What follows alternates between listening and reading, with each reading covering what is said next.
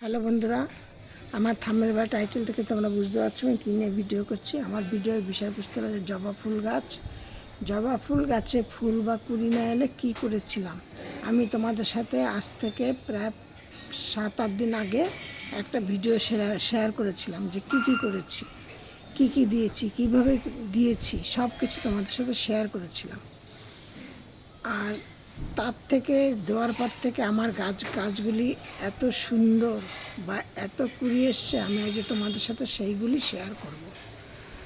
আর দেখো, তার মধ্যে তার আগে যে আমি তোমাদের সেই ভিডিওতে বলেছিলাম যে আমি আবার কিছু গাছে কদিন আগে, মানে সেই দিন 10-12 দিন আগে আমি করেছিলাম, সেই গাছে আবার এই ফুল ফোটা শুরু হয়ে গেছে, কুড়িও বড় বড় হয়ে গেছে। আমি তোমাদের সাথে আজকে এটাই শেয়ার করব যে তোমরাও এইগুলি গাছের গোড়ায় দাও, দিলে তোমরা এরকম উপকার পাবে, তোমরা সব মানে ফুল পাবে, গাছ ভর্তি ফুল পাবে। বা কীভাবে কী দিয়েছি এবার আমি তোমাদেরকে কুড়িগুলো আগে দেখিয়ে নিই। এই দেখো, প্রত্যেকটা ডগায় ডগায় প্রচুর পরিমাণে কুড়ি এসছে, ঠিক আছে। শুধু এইটাকে আমি তোমাদের সাথে সেইটা বলেছিলাম যে শুধু জবা ফুল গাছে না, যে কোনো গাছেই দিলে তোমরা কিন্তু এর মানে উপকার পাবে। দেখো আমার এই জারবেরা ফুল গাছটাও কত সুন্দর ফুল চলে এসছে। এই দেখো আমার আমি গাছটা তুলে ফেলেছি, দিয়ে দেখো একটা এই বক ফুল গাছ হয়েছে। গাছটা আমি এখন একদম তোমরা এই কাজগুলো করো। আমি চম্পা তোমাদের সাথে ভিডিওটি শেয়ার করছি। আর যারা পুরনো তারা তো আমার ওই ভিডিও দেখেছোই, এবার আমি নতুনদের জন্য বা যারা এই ভিডিও আমার না দেখেছো আমি তাদের জন্য তোমাদের সাথে শেয়ার করছি।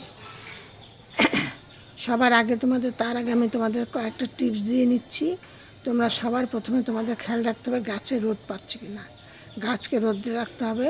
আর আমি যেইগুলো তোমাদের সাথে শেয়ার করছি এইগুলো কিন্তু তোমাদের বাগানের সম্পূর্ণ সব ধরনের গাছের জন্যই তোমাদের এইগুলো আমি শেয়ার করছি।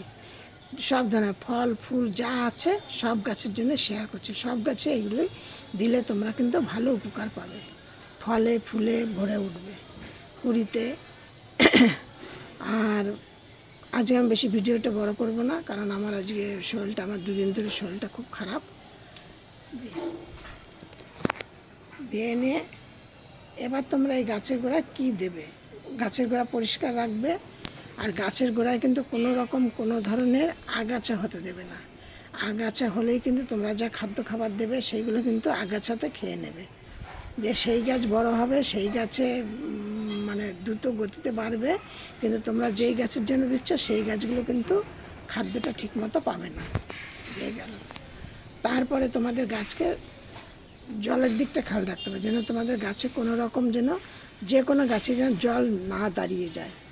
মানে ড্রেন হোলটা, টবের যে ড্রেনটা করেছো সেইটা ঠিকঠাক রাখতে হবে, সেইখান থেকে যেন কোনো প্রকারে কোনো রকম যেন জল জমে না যায়, সেটা খেয়াল রাখতে হবে। জল দেওয়ার সাথে সাথে বা বৃষ্টি হলে বৃষ্টিতে জল, যে কোনো কারণে যদি গাছের গোড়ায় জল হয় সেই জলটা যেন সেই ড্রেন দিয়ে বেরিয়ে যায়। দেখো আমার বুগনভিলিয়া গাছেও আমি সব গাছে আমি এই ওষুধটা প্রয়োগ করেছি, কিন্তু তোমাদের আমি দেখিয়েছিলাম যে শুধু জবা গাছে দেওয়াটা, কিন্তু আমি তোমাদের ভিডিওতে বলেছি আমি সব গাছের জন্য এই ওষুধটা ব্যবহার করছি।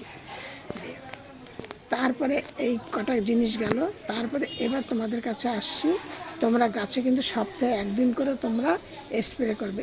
স্প্রেটা তোমরা কী দিয়ে করবে, আমি তো প্রত্যেকটা কথাতে একটা কথা বলি, নিম পাতা সেদ্ধ করবে, কিংবা নিম পাতা থেতো করে রস নেবে, কিংবা নিম পাতাটাকে 2 দিন আগে 4-5 দিন আগে ভিজিয়ে রাখবে। আমার যেমন একটা বালতি আছে, বড় বালতির মধ্যে নিম পাতা আমার অলরেডি সবসময় ভিজানোই থাকে।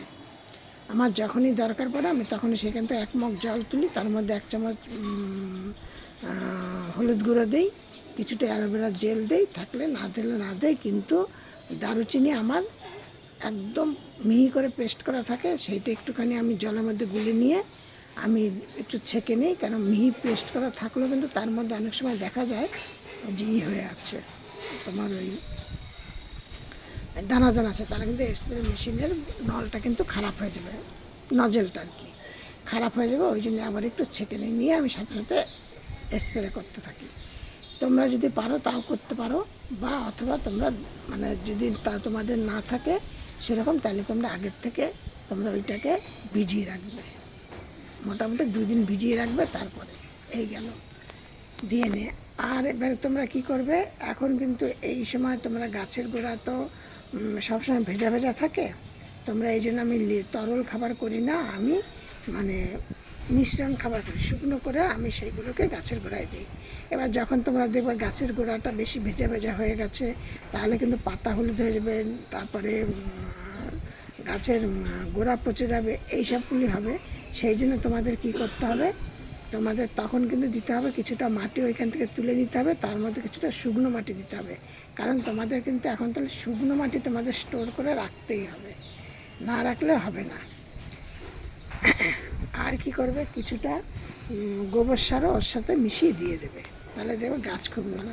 এবার আসি তোমাদের কি আমি খাবারটা একসাথে মিশ্রণ করেছিলাম, নিয়েছিলাম একটা 10 ইঞ্চি টবের জন্য, তোমাদেরকে বলছি তোমরা সেই হিসেবে তোমরা তোমাদের গাছে দেবে, কেন আমি সেদিনকে তোমাদের করে দেখিয়েছিলাম বলে সেইটা আমি তোমাদের বেশি করে নিয়ে দেখিয়েছিলাম, কিন্তু আজকে আমি করে দেখাতে পারছি না, তোমাদের এইভাবে দেখাচ্ছি। ওই জন্য তোমরা যেটা বলছি সেটা করবে, তোমরা একদম প্রথম থেকে শেষ পর্যন্ত তোমরা এটা খেয়াল করো, ঠিকঠাক শোনো, একটুকু মানে স্কিপ করে দেখো না, তাহলেই দেখবে তোমরা পুরোটাই তোমাদের গাছও এরকম কুড়িতে ভরে যাবে, ফুল আসবে, সব কিছু একদম 8 দিন থেকে 10 দিনের মধ্যে কুড়িতে ভরে যাবে।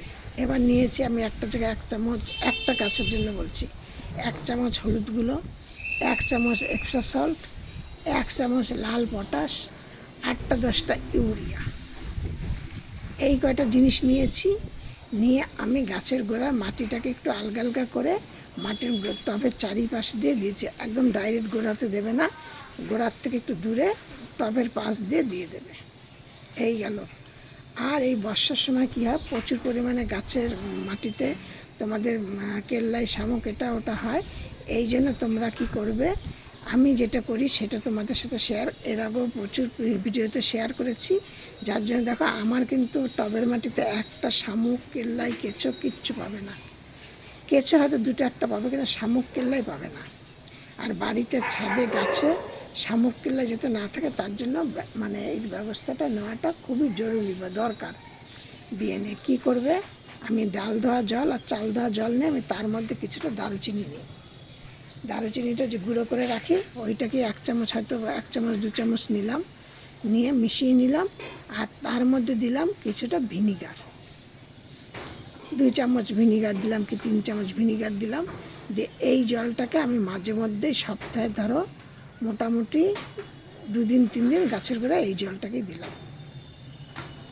গাছের গোড়া যদি অতিরিক্ত ভেজা থাকে অল্প পরিমাণে দেবে, একটু পাশ দিয়ে ঘুরিয়ে দেবে, আর যদি দেখো যে না শুকনো আছে তাহলে তোমাদের যেমন দরকার তেমন দেবে, কিন্তু এটা সপ্তাহে 2-3 দিন দেবে।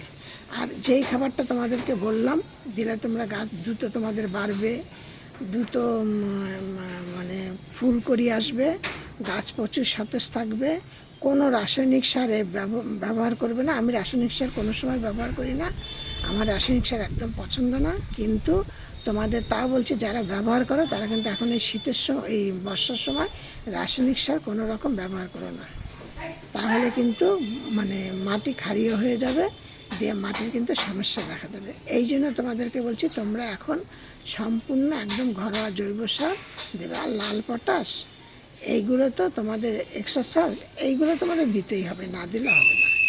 এই ছিল আমার ভিডিও আজকে, ভিডিওটি প্রথম থেকে শেষ পর্যন্ত দেখো, দেখাটা লাইক কমেন্ট শেয়ার করো, নতুন বন্ধুরা একটা সাবস্ক্রাইব করে পাশের বেলটি বাজিয়ে অল করে রেখে দিও। তোমরা তো ভিডিও দেখছো কেউ কিন্তু একটা আমাকে সাবস্ক্রাইব করছো না, এই হলো আমার মনের কষ্ট, আর কিচ্ছু না। প্রতিদিনকার ভিডিও ছেড়ে যাচ্ছি কিন্তু কেউ তোমরা সাবস্ক্রাইব করছো না। সব ভিডিও মতো বলছি তোমরা সব ভালো থাকো, সুস্থ থাকো, নেক্সট ভিডিও